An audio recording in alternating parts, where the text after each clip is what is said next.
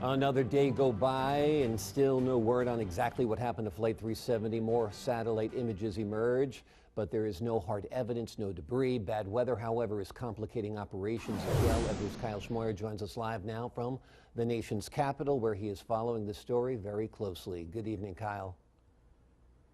Well, good evening, Logan. You know, some of that newest evidence is coming from Japan today. They say one of their defense satellites has pictures just shot yesterday of debris in that same area of the Indian Ocean. About 10 pieces, square in size and pretty large as well. And as many experts continue to look at this, they say because it's in the same area, we are now getting a sense of the type of debris field you'd expect to find. Thursday turned out to be a frustrating day for search crews. Bad weather over the southern Indian Ocean forced 11 planes to return to mainland Australia. A few ships stayed in the search zone, but conditions made their work near impossible. Well, if you're conducting what they call visual searches, where you're actually using your eyes to see what's going on out there, when you're in very windy conditions, that's going to whip the sea up. You're going to start to see a lot of what we call white caps. So the waves are breaking. That makes identification of bits of equipment very, very difficult. Any progress in the investigation, once again, came from satellite images. Thailand's space agency provided Malaysian officials these photos taken Monday that show potentially 300 floating objects. This area is estimated more than 1,700 nautical miles southwest of Perth, Australia. But take a look at this map. All the recent satellite images showing possible debris are in the same general area.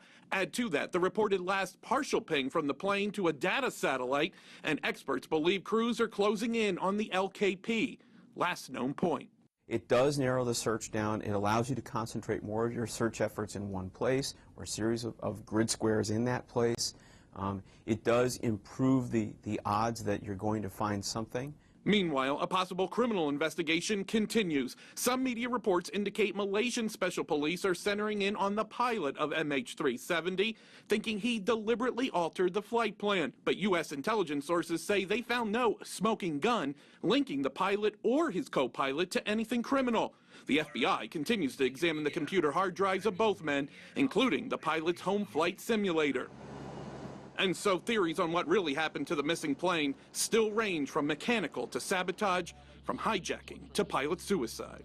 We don't have any pieces of wreckage in our hands yet, so we don't have any way to do anything forensic on those pieces. We don't have the cockpit voice recorder. We don't have the flight data recorder.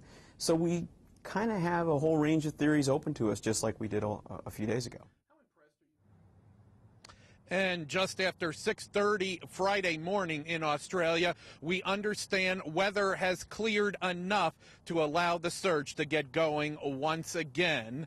We also know the U.S. will be sending a second plane to help in this search off the southwest coast of Australia. And this final note of this evening, Logan, we got information today that the son of the pilot has spoken out about his father. He told a newspaper in Malaysia that he is watching all the reports in the media. He hears everything people are saying. He doesn't believe that because he says he knows his father better. Also, the former CEO of Malaysian Airlines spoke out on the pilot and says he's an excellent pilot and no one should be pointing a finger at him. We should remind everyone tonight, those are just now one of the theories. Obviously, he is innocent until we get other type of information. We're live tonight in the nation's capital. I'm Kyle Schmoyer, Ebru News. That kind of speculation must be very painful for the family. Kyle, thank you so much for your report.